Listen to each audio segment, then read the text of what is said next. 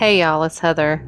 It's the weekend, and to start our weekend off, we got some duck eggs from a friend and put it under this broody hen. I didn't think to video any of that, but anyway, it's a fun little experiment. We'll see. We wanted to put her to work doing something since she wanted to set on eggs, and my friend had duck eggs. We said, hey, let's give it a shot. So that's how we're starting our weekend. If you're new here and this video interests you in any way, I hope you will subscribe. We're new here on YouTube and we are trying to grow.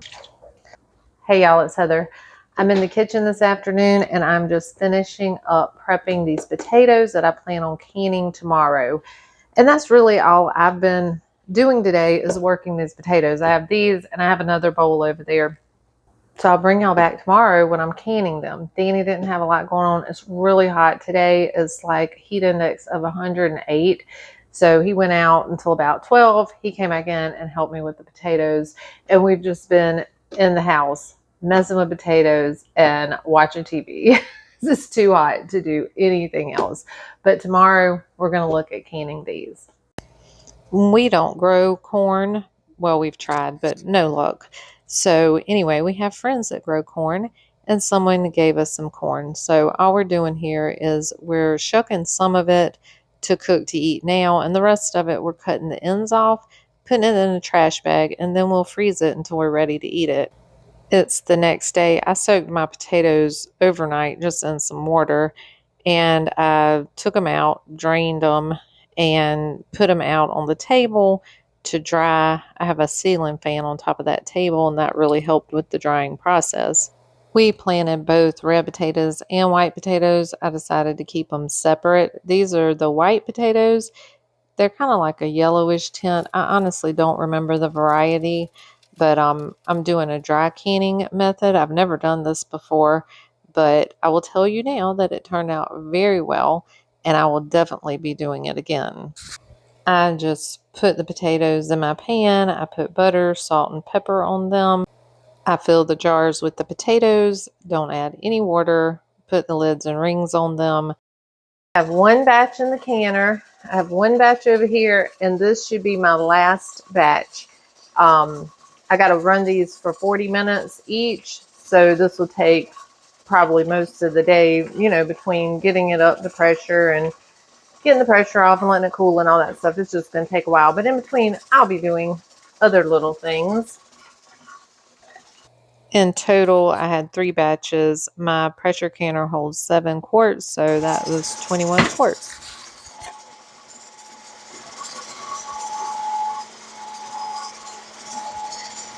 I have a few extra potatoes. I'm just going to put those in the frying pan for breakfast. I just put the rest of my butter that I had left from canning the potatoes in there, cutting the potatoes smaller, threw them in there, and let them cook.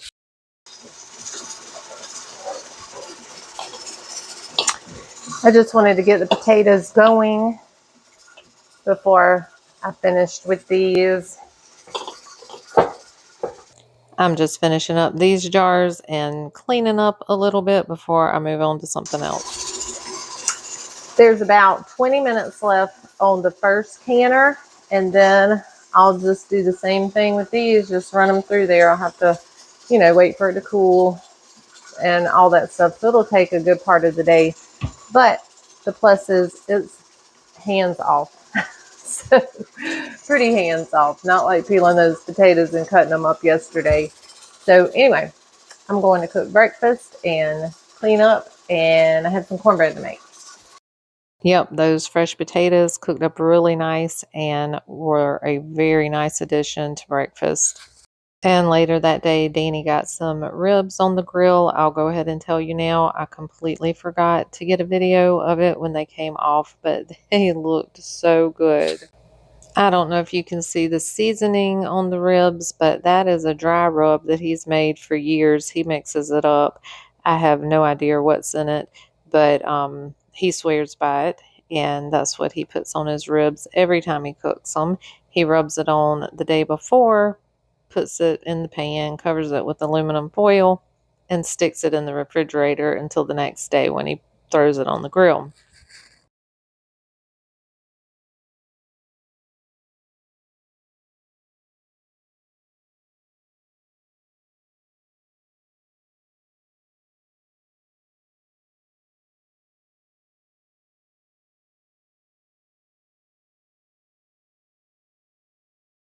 I'm back inside. I'm going to mix up my cornbread. I'm not going to cook it yet, but I'm going to go ahead and mix it up and get it in the pan. So when it's almost time for supper, an hour before, I'll go ahead and turn it on and cook it.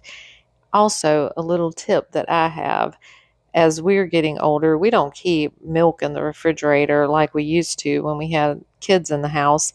So I keep dry milk, a can of dry milk in my freezer. And for things like this, when I don't have milk, I just pull it out and mix me up some milk. And the cornbread that I make is a sweet cornbread. And if you're curious about the recipe, I do have a video with a step by step on this same cornbread. I'm making it in my cast iron frying pan, but also I'm making muffins. And what I'll do with the muffins, nobody's eating those muffins today. As badly as they will want to eat them, they're not going to get to eat those. Those I'm going to take out and I'll put them in a Ziploc bag in the freezer. And those are some that I can just pull out when we just want a little bit of cornbread and I don't have to cook a whole pan. Our air conditioner in the freeze drying shed went out, so they are replacing that. After that, it will be time for supper. I had all intentions of taking a picture of what we have for supper, but of course, I forgot. And all I have is this picture of the cornbread. Well, that's it. That's a wrap for us this weekend. We're so glad that y'all joined us, and we will see y'all next time.